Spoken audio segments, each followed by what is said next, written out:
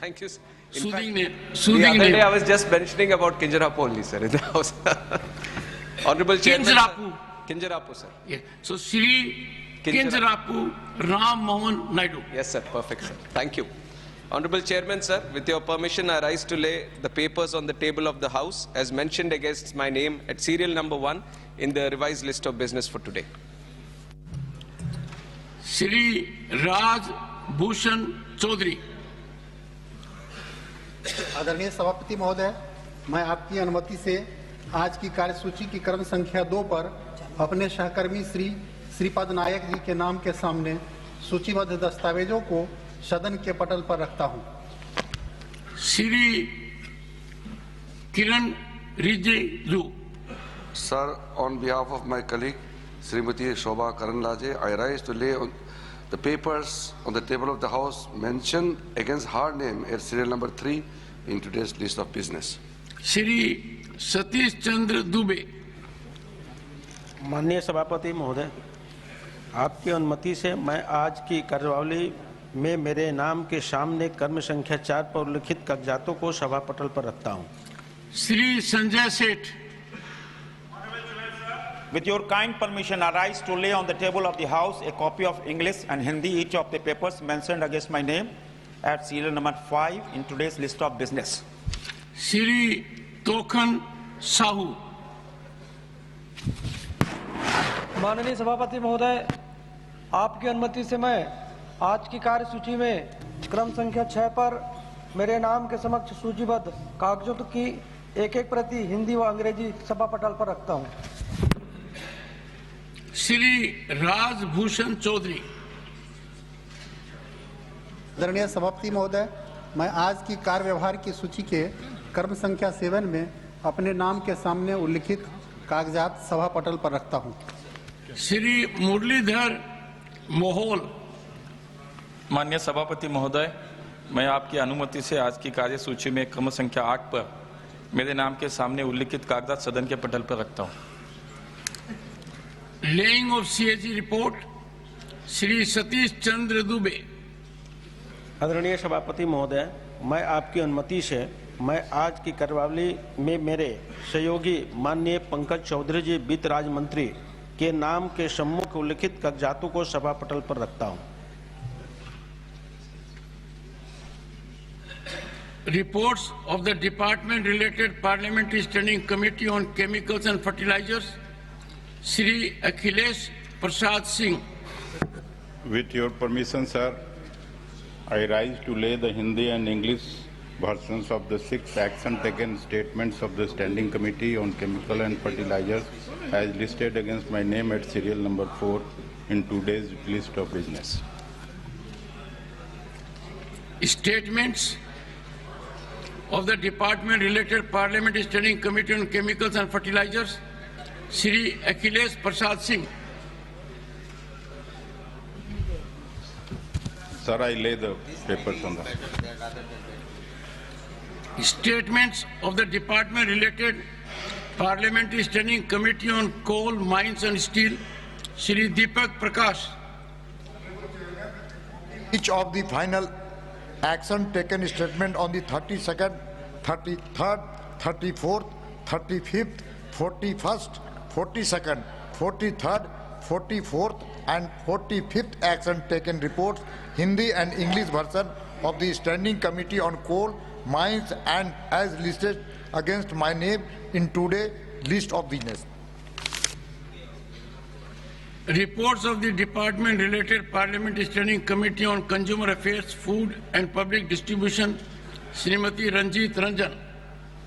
धन्यवाद अध्यक्ष जी, मैं आपके माध्यम से मैं आज की कार्यसूची में मेरे नाम के समक्ष यथा सूचीबद्ध उपभोक्ता मामले, खाद्य और सार्वजनिक वितरण संबंधी स्थायी समिति के 5वें और 6ठे प्रतिवेदनों की एक प्रति अंग्रेजी और हिंदी संस्करण सभा पटल पर रखती हूँ।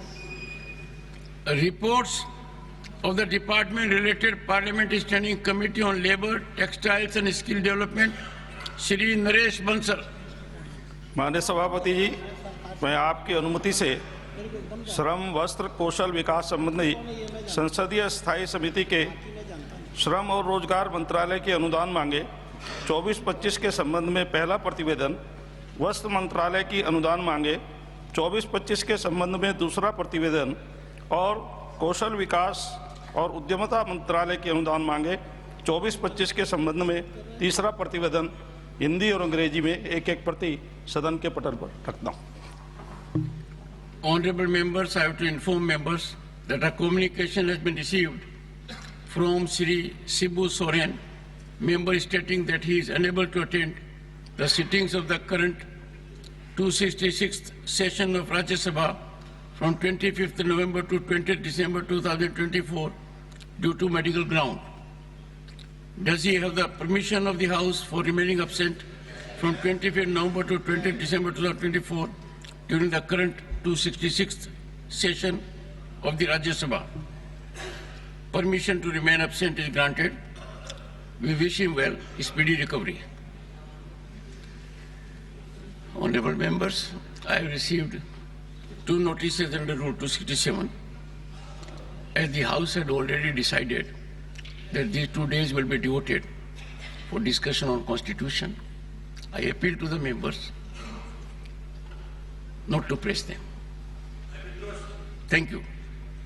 Honorable members, today we commence a 2-day commemoration of a defining moment in our nation's history, the 75th anniversary of our Constitution's adoption on November 26, 1949.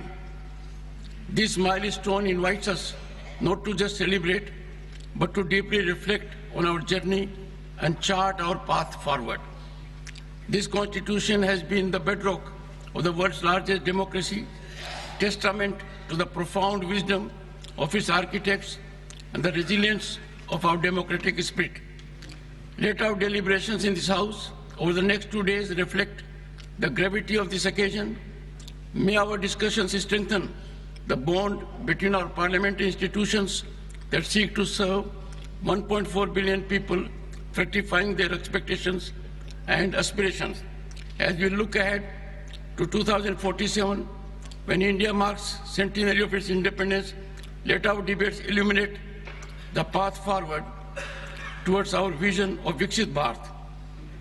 Now, Srimati Nirmala Sitharaman to raise the discussion on the glorious journey of 75 years of the Constitution of India.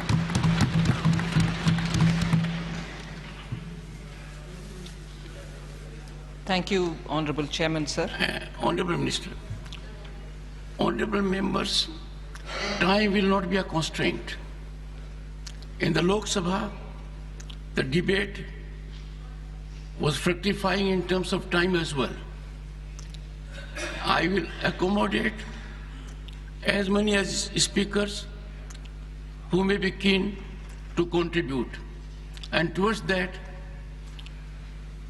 we will be increasing the time. I will report that at 2 p.m. today. Thank you. Nirmala Sitharaman. Thank you very much, sir.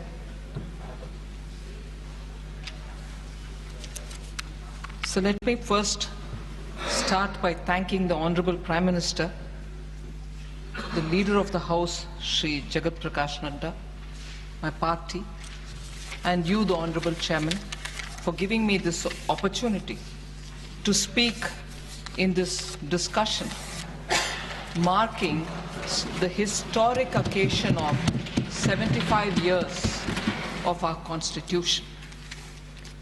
I feel very honored and equally I feel humbled that this opportunity has been given to me.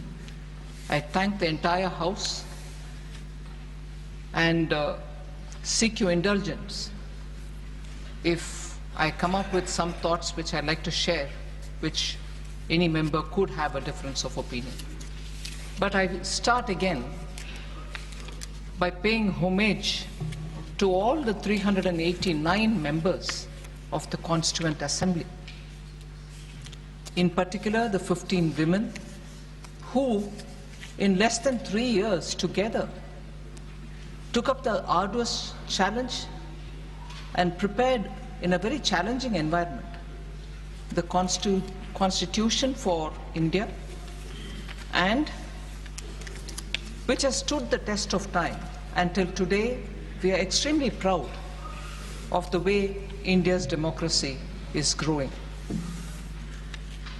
As we mark the 75th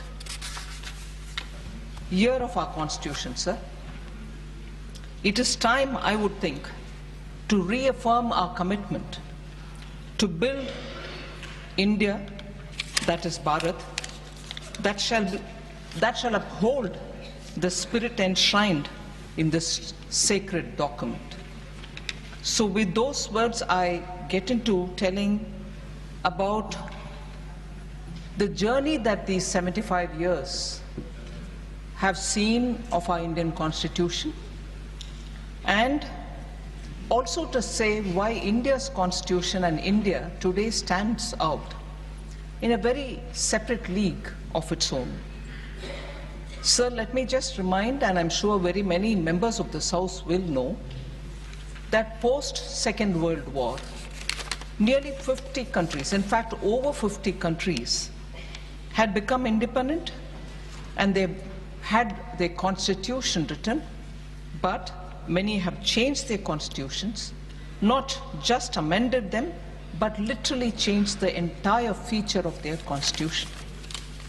But our constitution has stood the test of time, of course yielded itself to very many amendments, and here therefore I would like to have a few words of what Constitution India expert Dr. Subhash Kashyap had to say.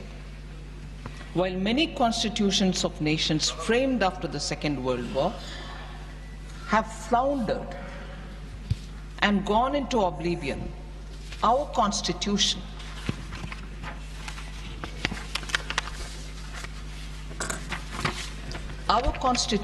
successfully faced many crises and survived.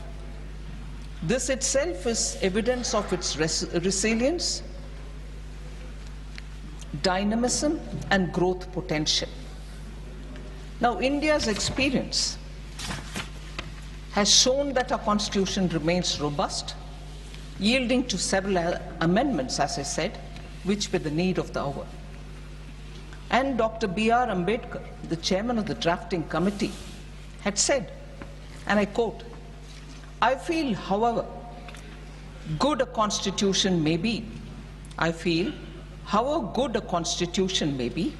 it is sure to turn out bad because those who are called to work it happen to be a bad lot. However bad a constitution may be, it may turn out to be good if those who are called to work it happen to be a good lot." Unquote. These are words of Dr. B.R. Ambedkar, sir. And in this background, therefore, with those words right afresh in our mind, I'd like to discuss about how in the last 7 decades, the living document that our Constitution is, has faced very many amendments. And while looking at those amendments, I'd like to have a touchstone of 4 different elements. One, has the social intent behind any amendment been genuine? And therefore the outcome has been genuine? That's one test I would like to place any amendment on the testing board. Second, I'd like to see if the economic intent and the economic outcome of any constitutional amendment has actually been bona fide and has the outcome helped the society at large. Third,